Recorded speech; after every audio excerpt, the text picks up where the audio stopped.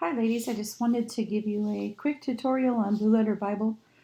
I know there is a lot of tutorials on YouTube. If you go to the Blue Letter Bible official YouTube channel, there's a ton of videos on there. I was on it this morning and learned a number of new things about Blue Letter Bible that I didn't know. So you might want to go and before the study just kind of look through those tutorials. They're each a couple minutes.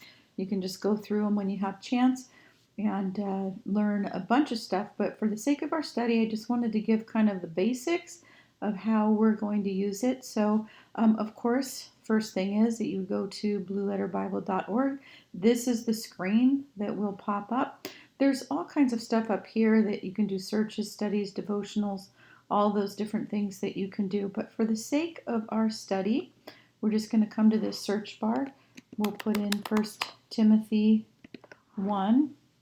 And then right here you can pick whatever version of the Bible that you want. We're going to use the New King James Version and then just push search, and that will pull up our first chapter that we'll be studying in lesson 1. So there's your chapter there. If you like to read more in paragraph style, you can go here, hit the paragraph, and then it'll pull up that whole entire thing. Here, if you want to listen to the Bible, if you're doing a number of different, let's say you want to change this to the New Living Translation, then you pop that up. Let's say I want to listen to the Bible in the New Living Translation, pop that up, and there I can play the chapter for me, and I can read along if I want to. So we're going to change this back to New King James Version. This is sort of your bar where you're going to be just kind of navigating things, and then also down here on the side you can use, there's a lexicon, and you can search the Bible here, word search, or you can also search it up here. This button right here will tell you that wherever you're at on the page, if you just kind of want to start over and get back to that home page, this is your home page button. So here we are. We're going to put it back to verse by verse because we're going to go through our study, and a couple things that you will need to look up. First and foremost is this tools button. This tools button will take you to pretty much everything you need. There's the interlinear, cross references, commentaries, which are 3 of the things that we will probably use the most. And so let's say you want to look up verse 4 and you want to find out maybe what one of these words mean. I don't know. Let's do verse 6 where it says having strayed. You might want to look some of these words up. So you go to the interlinear. You've picked your keywords. Want to look some of these up, and then you can go here and having swerved. It'll give you the phrase. It'll give you the Strong's number and the word transliterated.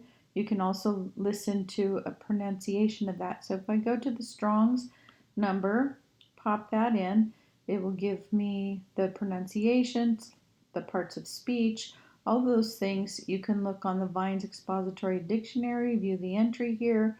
It will give you how it's used in the Bible, the biblical usage to deviate from, miss the mark. So it gives you that, gives you some explanations and stuff down here. You can play with some of those. You can see where like swerve is used other places in the Bible. You can look up a root word, seeing, okay, what's the root word to this word, and that will take you to a different section, and you can read that on your own time. So we'll go back here. That's if you want to look up a word. But another thing that we'll use is a cross-reference. So sometimes it'll ask, well, how can I cross-reference this? So you can go into this. It'll give you other verses that is correlating verses to the verse that we've looked up, and that'll give you from the sayings or the words that correlate with it. So from which some have swerved. These are other verses in Scripture that talk about that.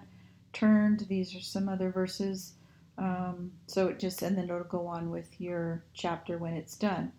Commentaries. This is another thing that we will be using in our study. Predominantly, we'll use the David Guzik commentary. So you just click on commentaries, come down, study guide for 1 Timothy 1. Boom. There you have it at your fingertips. The commentary, you can read his thoughts on 1 Timothy 1, give you a really good understanding of the chapter, and will help you also in your study um, during the week. So we're going to pop back.